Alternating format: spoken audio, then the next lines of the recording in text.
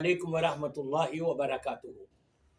الحمد للہ رب العالمین والعاقبۃ للمتقین والصلاة والسلام علی اشرف الانبیاء والمرسلین۔ سامعین کرام، آج ممکن ہے کہ شام کو چاند ہو جائے یا کل چاند ہو جائے، تو اس سے پہلے آپ ایک کام کریں۔ چاند ہونے سے پہلے ایک تو یہ کہ آپ اپنے ناخن مونچھے وغیرہ کاٹ لیں اگر بڑے ہیں تو۔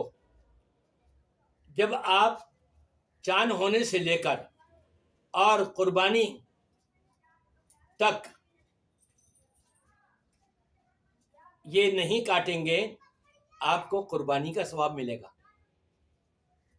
بالخصوص جو لوگ قربانی کرنا چاہتے ہیں ان کو چاہیے کہ وہ اپنے ناخن وغیرہ چاند ہونے سے پہلے تراش لیں، مونچھے بس کروا لیں، بغلوں کے یا زیر ناف کے بال اگر لینے ہیں تو صفائی کر لیں پہلے سے، اور پھر عید پڑھنے کے بعد جو ہے آپ اپنا قربانی کریں۔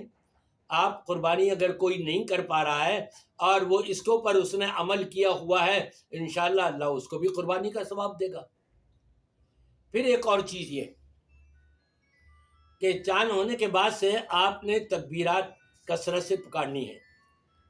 پھر تیسری بات یہ عشرہ ذی الحجہ جس کی قسم رب تبارک و تعالی نے اپنے قرآن پاک میں فرمائی والفجر ولیال عشر، یہ اس کی بڑی اہمیت ہے۔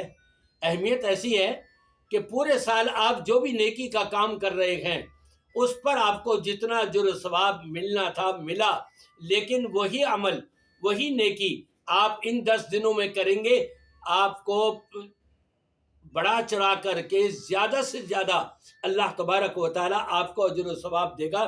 کیوں؟ ان دنوں میں کیے جانے والے نیکی کے کاموں سے اللہ بہت خوش ہوتا ہے اور اجر و ثواب سے زیادہ مالا مال کرتا ہے۔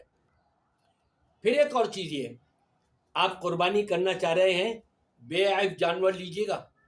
2 دانت ہونے لازمی ہیں، زیادہ ہو پرواہ نہیں ہے، لیکن 2 دانت مکمل۔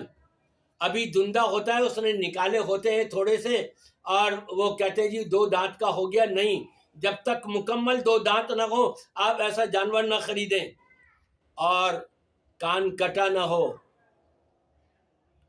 اندھا یا کاڑا نہ ہو، بیمار نہ ہو، اس کی ہڈیاں جھلک رہی ہوں، گوشت پوشت نہیں ہے، کچھ بھی نہیں، ان چیزوں سے آپ پرہیز کریں۔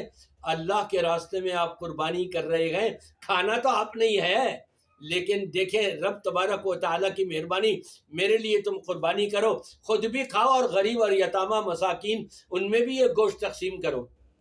پھر اس کے ساتھ ساتھ ایک اور کام یہ، اس چیز کا خیال رکھیے گا، بالخصوص آپ کے رشتہ داروں میں، آپ کے پڑوس میں جن لوگوں کے یہاں قربانی نہیں ہو رہی اور آپ خوب گوشت اڑا رہے ہیں اور ان کو ذرا بھی نہیں چکھا رہے، یہ گویا کہ ان کا حق مار رہے ہیں۔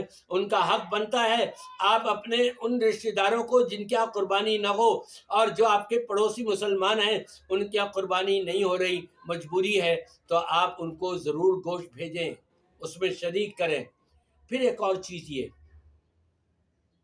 آپ جب تک عید کی نماز نہیں پڑھ لیں گے اس سے پہلے قربانی کا جانور ذبح نہیں کریں گے۔ اگر آپ نے عید کی نماز سے پہلے قربانی کا جانور ذبح کر دیا، وہ قربانی نہیں ہوگی، وہ عام صدقہ ہوگا۔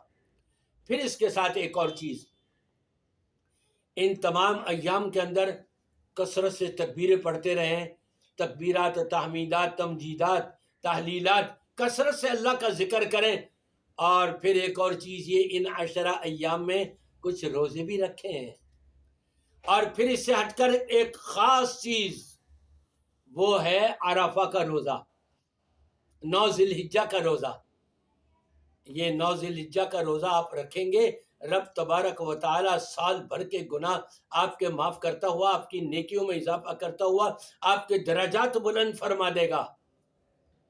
تو ان نیکیوں کو ہاتھ سے نہ جانے دیں اور اس طرف توجہ کریں، خاص طور پر اللہ تبارک و تعالی ہماری تمام عبادات اپنی بارگاہ میں مقبول و منظور فرمائے۔